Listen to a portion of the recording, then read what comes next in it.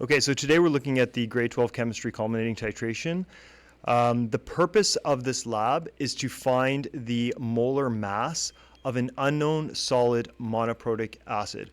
So when I say a solid monoprotic acid, what I mean by that is it's going to be HX, monoprotic, because there is only one proton. When I say molar mass, by now you should understand that molar mass is given by mass over moles. So we are going to create a mechanism to evaluate the molar mass of the monoprotic acid. Okay, let's keep reading here. It says relative amounts of reactants and products of a reaction are commonly investigated in two ways in the laboratory: gravimetrically by mass and volumetrically by volume and concentration, as in this experiment. Okay, so this experiment is really just three parts. The first part is the titration preparation. So in class, we're going to do some prep. Each student is going to make 500 to 750 milliliters of a sodium hydroxide solution of approximately 0.14 moles per liter. Okay, so I'm going to pause there. So you need to bring in a disposable 500 to 750 milliliter bottle. All right, this bottle can be made of plastic or glass, but be aware that if it's glass and if it shatters, then you are going to have to create a new solution and start over again on the day of the lab. Okay? And what I mean by a disposable bottle is, like, it could be like one of those disposable water bottles, right? That, you know, you buy like just a small 500 milliliter bottle of water. Okay? Any of the plastic bottles that you can buy from a convenience store that holds soda or something like that, like those work. All right? It doesn't have to be exactly 500, doesn't have to be exactly 750. Anywhere in between is fine. Okay? Be aware, though, we will be throwing them out at the end of the lab because they will have been storing sodium hydroxide, and it's best to just be safe and throw those out at the end of the lab, dispose of them at the end of the lab. So we're going to repurpose a plastic bottle that would otherwise have been just recycled. We're going to repurpose it for a sodium hydroxide solution bottle in this lab. Okay? Okay, so how are we going to create a 0.14 molar concentration solution? Well, we're going to use our formula. C is equal to N over V. So you know that the concentration of your solution is going to be 0.14. From there, we can input the volume of the bottle that you are bringing, and you can solve for N. So you can solve for the moles necessary to make that concentration of solution in your in the bottle that you're bringing in. Just include the unit here. And then once you find the moles of that, you can then calculate the mass that you're going to weigh out on a scale using the molar mass of sodium hydroxide. Okay, and I'll just mention this offhand. The molar mass of sodium hydroxide is 40 grams per mole, so if you want to note that, you can. Okay, let's continue reading here. It says this must be done on at least 1 day before you wish to titrate. We're going to use deionized water for the solution, and we're going to calculate the mass of solute required. I just mentioned that. We're going to label the sodium hydroxide solution with your name, and then we'll set it aside in a designated bin so it's ready for the session. So all of this will be done at least 1 day ahead of the lab. Please note that the dissolving of sodium hydroxide is an exothermic process. So if you have a plastic bottle, or even if you have a glass bottle, you're really going to want to be adding the sodium hydroxide pieces into water that's already present. Okay, so you're going to want to fill it with water first, then add your sodium hydroxide pellets, so that as it dissolves, the heat that it's releasing is being absorbed by the water, and it doesn't just melt the sides of your plastic container. Okay? You're going to do data table prep, okay? And there is a handout for that that you can pick up a hard copy for, or you can also access online. You'll need to make your own data table for the titration lab and bring it into the lab session with you. You can prep an Excel spreadsheet or a Google page, I think Google Sheets, yeah, Google Sheets, and it'll perform the calculations for you so that you can check your data instantly. Okay, so I strongly suggest this. Otherwise, after every trial, you will have to perform hand calculations, and that's going to eat up time that you could be using to do your trials. Okay. All right, standardization of the sodium hydroxide solution. So these two are done on the day, we'll note this right here, these two are done on the day of the lab. The student is going to standardize their own sodium hydroxide solution. The word standardize literally means to determine its concentration using oxalic acid, dihydrate, a diprotic acid. And this typically takes about 6 titrations. Now, you might be thinking, well, I thought we already know what the sodium hydroxide solution is because you made it at least one day before and it's 0.14 molar. The reality is that the sodium hydroxide, the concentration of sodium hydroxide decreases over time. And the reason why the concentration of sodium hydroxide decreases over time is that there is air inside your container. And the air inside your container contains carbon dioxide. And carbon dioxide will dissolve in the water, making carbonic acid, which is going to react with your sodium hydroxide. And if it reacts with the sodium hydroxide, it is going to start to neutralize some of your sodium hydroxide. So your concentration will decrease of sodium hydroxide over time. So you want to know on the day of the lab exactly what the concentration of sodium hydroxide that you're using. That's called standardizing the titrant, in this case, sodium hydroxide.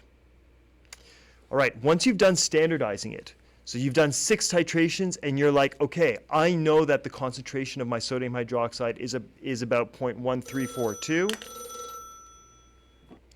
So once you know what the concentration of sodium hydroxide is on the day of the lab, then you can move on to the analysis of the unknown. So this is where we are right now. We're at the analysis of the unknown. You're going to use that sodium hydroxide solution, the base you now know the concentration of from part 1, and then you're going to titrate your unknown acid. Again, it's assumed to be monoprotic. It only has 1 hydrogen to determine the molar mass of this unknown. This typically requires 6 titrations, and you'll receive your unknown acid sample from the supervising teacher on the day of your titration lab. Okay? Please make sure, and I'm going to make a note of this right here, you need to write down the unknown number. If you don't write down the unknown number, then you'll have to ask that from the instructor afterwards, and that could result in a deduction of marks. So make sure that you're putting your unknown number down somewhere in your spreadsheet, or that you're writing it down and certainly recording it. Okay. Again, you're going to do 6 titrations of this as well. Please note that even though you are doing 6 titrations, you are going to take your best 3 trials. And what I mean by best 3 trials are the closest 3 trials. Okay, so you're going to do at least 6 of them. And then you're going to pick your 3 that are closest together, that give you the closest results, and those will be your best trials. Okay? And then you can also assess how good your trials are by the actual titration itself. Did it turn a light pink color? Or, is it turning, are you going over titrating every time? So just make sure that you're picking your best 3. Okay, the general instructions for titrations, you're going to start by cleaning out your burette. You can look at how to do this. You're going to clean out the burette, rinse it 3 times with 10 milliliters of water, and make sure to run half of the water through the actual burette by opening the stopcock. Similarly, pre-rinse the burette with the sodium hydroxide titrant at least 3 times. So you rinse it 3 times with water, 3 times with the sodium hydroxide. Use a funnel for adding the base to the burette. And when I say by bleed the air trapped below the stopcock from the burette, so what you're going to do is you're going to open it for 1 to 2 seconds into a waste beaker to ensure no air bubbles. Okay, you don't want air bubbles in the tip of your burette. So you're going to just put a little waste beaker underneath, open it, and let the sodium hydroxide flow through so that you can make sure that there's no air again in the tip. Okay, so you're going to measure the mass of the vial containing the acid. So we're going to do this by what's called weighing by difference. So you tap or you scoop out a small amount of acid powder from the vial directly to the Erlenmeyer flask. So you're going to have the vial on the balance and you set it to 0. Then you take the vial out and you scoop out a little bit into the Erlenmeyer flask, and then you put it back onto the scale. The scale will read a negative number because you've removed mass from the vial to put into your Erlenmeyer flask. That negative number is the mass that you added to your Erlenmeyer flask. Then you're going to add approximately 10 to 20 milliliters of water to your Erlenmeyer flask to dissolve the acid. There's no need to measure this. Just put the water in and swirl it about. 4 to 6 drops of phenolphthalein indicator. And because it is an acid, your solution should be colorless because phenolphthalein is colorless in acidic pHs. You record your initial burette reading and then you titrate. Please note that all burette readings should be to 2 decimal places. Okay? The final digit is estimated by you. So you're going to say, oh, it's approximately, I think a 6 or approximately an 8. Okay? What it cannot always be 0 or 5. So you can't always say, oh, yes, this is exactly 14.10 milliliters, or this isn't always exactly, 13.35. The final digit is not always cleanly a 0 and a 5. It's pretty statistically impossible to always have that final digit be a 0 or a 5 throughout all your measurements. So if we see your measurements and they are constantly, the final digit is a 0 or a 5, that'll be probably a flag that it wasn't measured properly. Okay, and again, on the day of the lab, you are always permitted to ask questions, right? If you want to take a sample reading and just verify it, you're more than welcome to do so. Okay. Endpoint occurs when 1 drop results in an indicator color change, okay, which persists for 30 seconds of swirling, and then record the final burette reading. Okay, so this is what we will be evaluated. So I'll write evaluated. All right. So on the day of the lab, you're going to do a bunch of titrations, and once you've got the hang of it, you feel very confident, you can call the instructor over and say, oh, I think I'm within 1 or 2 drops of my endpoint, right? And we'll evaluate you adding those 1 or 2 drops and show that it is, in fact, at endpoint, right? You're getting a correct endpoint, okay? On the day of the lab, if you have any questions about that, we can definitely go over that. So here's a list of common mistakes that you want to be aware of. If there's an air bubble trapped below the stopcock, you forget to note the initial reading of the burette, forget to put indicator in the flask, you get impatient getting to your endpoint, okay? Powdered acid is incompletely dissolved and stuck to the high on the sides of the flask. So that's another point that I'm going to put right here.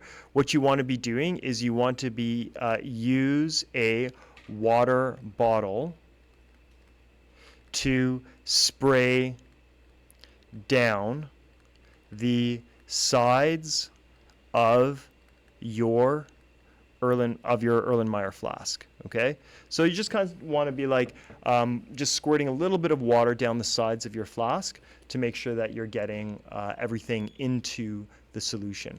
Okay. Leaving a half drop at the end of the burette, that's considered added at that point, and then leaving the burette funnel on top. This is very, very common. Students often leave the burette funnel at the top of their burette during a titration, and if there's a little bit of base in that funnel, then it just keeps it might add to it's going to mess up your readings, really. It's going to come down the sides of the burette, increase the volume of the solution in the burette. Okay. So cleanup is actually, this is actually worth 2 points. Okay, worth 2 marks. All right, and you're just gonna throw your leftover base down the drain. It's safe to go down the drain. It's sodium hydroxide, which is actually liquid plumber. Okay, so you can pour it down the drain. Then you're going to like drain your burette of the sodium hydroxide titrant, and then you're going to run water through it a bunch of times. You're going to rinse water through it, and I will test the burette at the end of like your rinsing to make sure that it is not basic. Okay, and if my pH paper or my litmus paper shows that it is still basic, you could potentially lose marks. Okay, so you're just going to want to like properly clean out your equipment. You don't want to be leaving titrant in your burette as you leave the lab. Okay. All right. Then you're going to return your unknown and oxalic acid vials to the bin. Just clean up your area, and then you're going to set your wet glassware to dry on the racks. Everything. I'll take a look at your station to make sure that it is properly clean. Also, your burette has to be clamped in an inverted position with the stopcocks open. Okay, so let's just take a look at the first part right here, standardizing the titrant. So this part is this right here, standardizing the sodium hydroxide solution. Okay, read through it. Each student makes use of their own jug of 0.14 molar sodium hydroxide solution. This is in the bottle that you're bringing in. You weigh out the required mass of pellets and place these along with deionized water in a well-rinsed jug and leave it overnight. So we're doing this the day before the lab, or just before the lab in general. Remove or cross out any beverage labels and label the bottle with your name, substance, and concentration.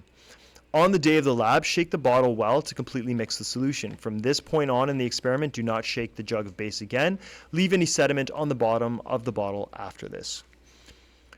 You want to make sure that you're making that sodium hydroxide solution at least 1 day before you need it. And then allow any sediment to settle so that you don't pour it into your burette. Sediment may clog the burette and not allow for fluid to go through it. Do not leave sodium hydroxide exposed to air. So every time you pour some of your sodium hydroxide out, you want to refasten the lid. Okay? Carbon dioxide lowers the concentration of your sodium hydroxide. Okay, so you're going to want to limit its exposure to air. And that's why we have to standardize it on the day of the lab, because on the day of the lab, it will decrease. Like on the day of the lab, it will have decreased from when you made it. Okay, the base solution is used to titrate a known mass of oxalic acid dihydrate to determine the sodium hydroxide's exact 2 decimal places concentration on the day of the lab. This is called standardizing of the base. So this is the reaction that you use for, this is called the standardization reaction. Again, this is not the purpose of the lab. The purpose of the lab is not to determine the concentration of your sodium hydroxide on the day of the lab. The purpose of your lab is to find the molar mass of an unknown acid, but you need to know what the concentration of your base is on the day of the lab. So this is your standardization reaction that will help with your stoichiometry and calculations. The concentration of the base or titrant will be approximately 0.14 molar. In the above standardization reaction, it works out to about 0.2 grams of oxalic acid dihydrate, or enough to cover a dime, will require about 22 milliliters of your titrant. If you are concerned about the time or the amount of base you have remaining, decrease the mass of your oxalic acid to about 0.15 grams. Okay, so if you are using too much of your base in this portion of the lab, decrease the amount of acid that you are adding. Okay, again, recall that you are allowed to ask questions during the lab as well. Okay. So we're going to weigh by difference. We've already talked about this. Make sure that the vial containing the oxalic acid dihydrate does not get wet. And then we adjust the amount of oxalic acid dihydrate as we go along to make sure that the amount of solution we're using falls between 15 and 35 milliliters. Recall, if you use up your titrant, then the lab is over. Okay. Then you'll take the average of your best 3. So once you know the concentration of your unknown, then we move on to the second point. And this right here really is the purpose of the lab, is to find the molar mass of the unknown acid. Okay, so this is your part 2 reaction. And this was your part 1 reaction.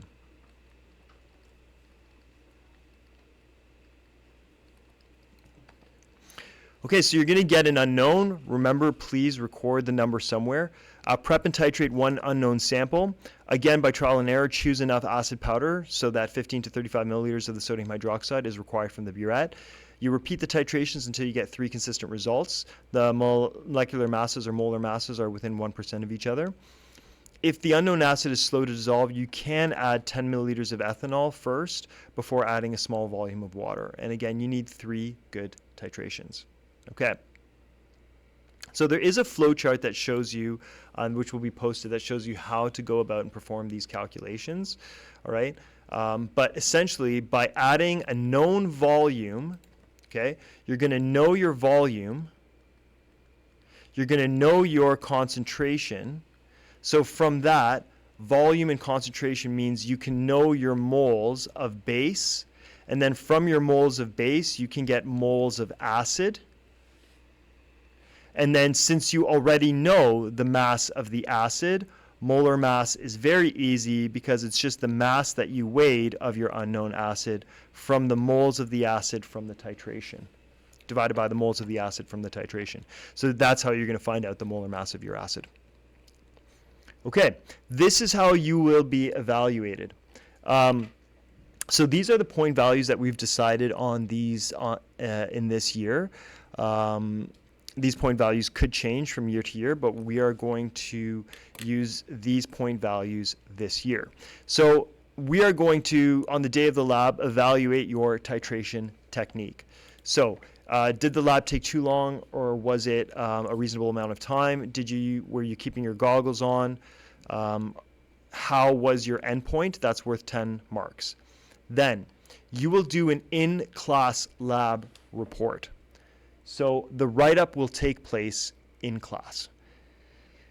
It has to be done without any assistance from your peers or from the instructor. It's a culminating. You will also have to answer questions about the lab, show sample calculations for some of your trials, and answer 1 or 2 titration calculation questions to ensure that you individually understand the concepts involved in the lab. You must bring in your formatted data tables with the trials you are using for your calculations. Okay? So on the day of the write-up, in hand, walking into the classroom, you have to have a page that contains your formatted data tables from the lab. Okay? This is a bit incomplete here. Not having the formatted data tables on the day of the report may result in deductions. Okay, so just complete that little bit right there, if it isn't already there.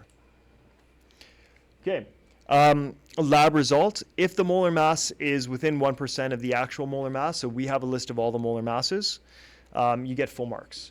Every time you are off by a percentage point, then your mark goes down by 1.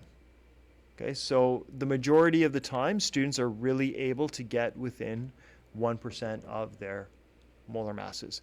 Because you're taking so much time and so much care to find out the concentration of your sodium hydroxide, and then with that very precise concentration, then titrate your unknown acid, you can get some very good results.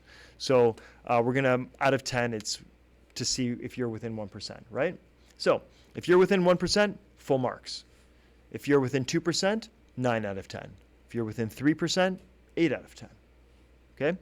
And then the lab cleanup, as I said, that's worth 2 marks right there for a total of 40, and that will be worth 10% of your overall mark in the course.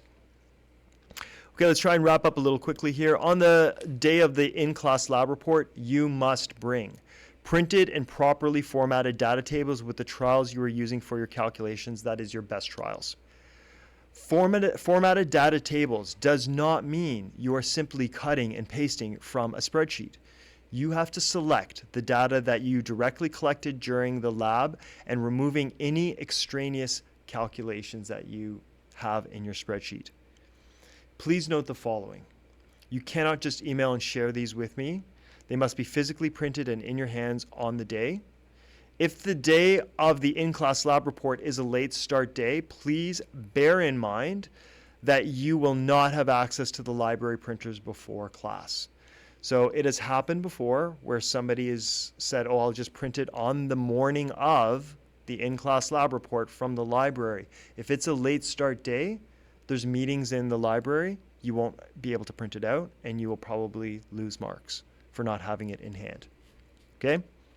You cannot be excused from the in-class lab report to go print them out. So if you show up to class, you don't have it printed out. Okay? You can't just run out and go print them.